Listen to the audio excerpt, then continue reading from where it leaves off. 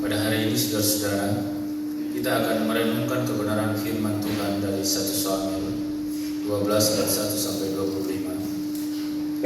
Bagian ini berisi pidato, saudara-saudara. Pidato perpisahan dari Nabi Samuel kepada bangsa Israel. Di sana ia menegaskan tentang hidupnya sebagai pemimpin yang bersih, pemimpin yang berintegritas.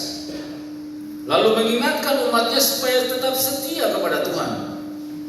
Saudara yang terkasih, bukankah kita hidup di zaman ini yang penuh dengan krisis kepercayaan terhadap para pemimpin? Demonstrasi terjadi di mana-mana, pembakaran, penjarahan. Banyak pemimpin yang jatuh karena harta, kuasa, dan kepentingan-kepentingan pribadi.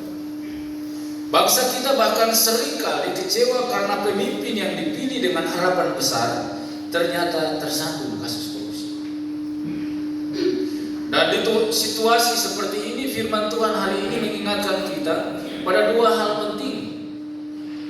Bagaimana seharusnya seorang pemimpin dan bagaimana seharusnya gereja hidup sebagai umat Allah.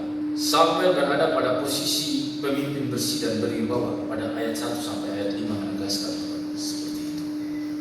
Karena itu dia berdiri di hadapan umat dan berkata, adakah yang kuambil daripadamu? Adakah yang kutindas? Dan seluruh bangsa menjawab, tidak ada.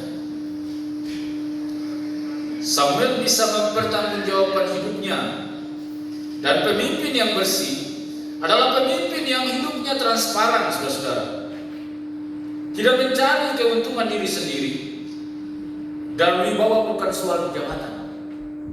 Wibawa kita bukan soal popularitas, melainkan soal keteladanan. Kita bisa membayangkan seorang pejabat yang mundur dari jabatan jika masyarakat bersaksi bahwa ia tidak korupsi, ia melayani dengan tulus, itu baru pemimpin berwibawa. Tapi kita dengar di mana-mana, saudara, turun jual barang semakin banyak. Ada orang bilang seperti itu. Demikian juga sebagai pelayan Tuhan, kewibawaan bukan hanya diukur dari banyaknya program-program kita, tetapi dari kesucian hidup.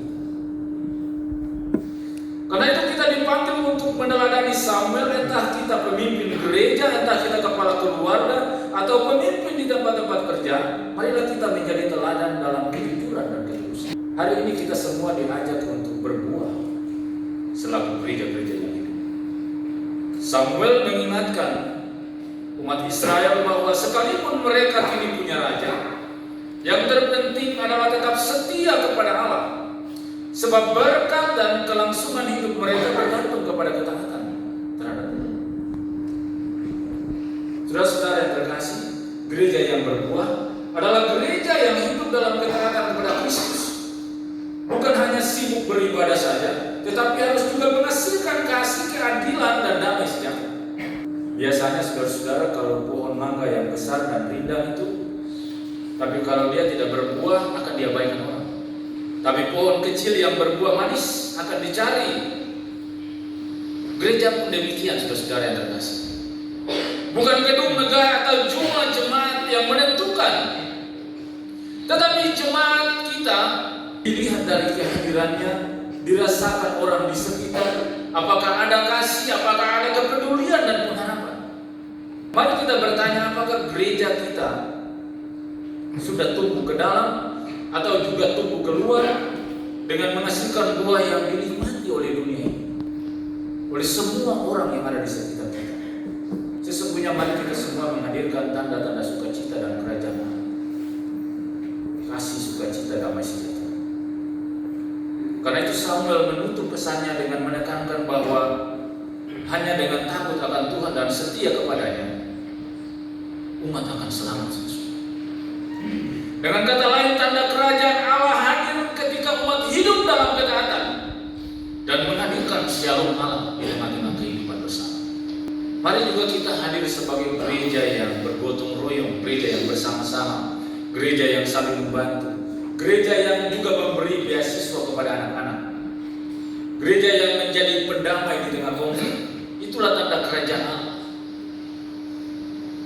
Orang luar akan melihat bahwa di tempat ini ada kasih, di gereja kita ada terang, ada sesuatu yang berbeda, yang pantas dijadikan teladan dan contoh yang luar biasa.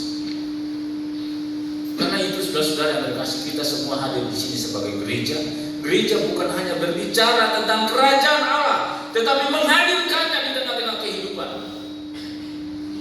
Kerajaan Allah nyata dalam tindakan yang sederhana, saudara, dalam kehidupan sehari-hari. Ketika kita jujur dalam pekerjaan-pekerjaan kita, ketika kita peduli dengan sesama, ketika kita hidup di dalam kasih, itulah kerajaan Allah. Amin, saudara. Tuhan memberkati.